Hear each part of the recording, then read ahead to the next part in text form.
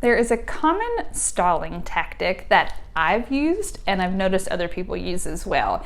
And it's the I'm not an expert yet and I need to learn more stall. I don't know if you've heard yourself say that or heard other business owners say it, but it sounds very adult and it sounds very respectful of us to say, well, I really don't know enough to lead in that space. And so we stall and we think, well, I need to go back to school or I need to take some courses. And while I'm not advocating for stopping education, especially in your ministry and your line of work, I am calling the bluff on that I don't know enough, so I'm going to wait a little longer to get started. And that's really the underlying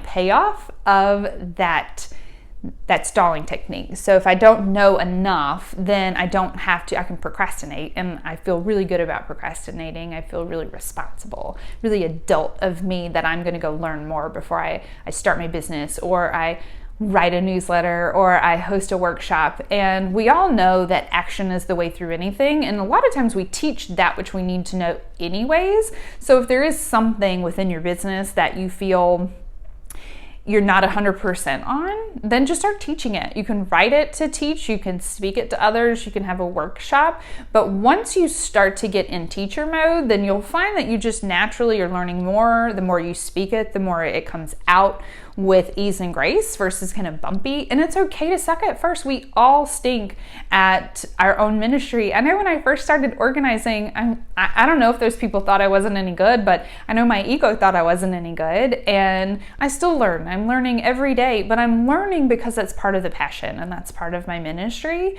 But I'm no longer interested in waiting until I know it all or I know more. And I don't want you to wait either. So if you're thinking that you're passionate and you're ready to move in one area, but you keep finding yourself stalling out and procrastinating, then really look at what you're telling yourself and then back it up one more step and slow it down and see what is the underlying payoff. And it could be a little pat on the back that sounds so great, but it really is just keeping you stuck.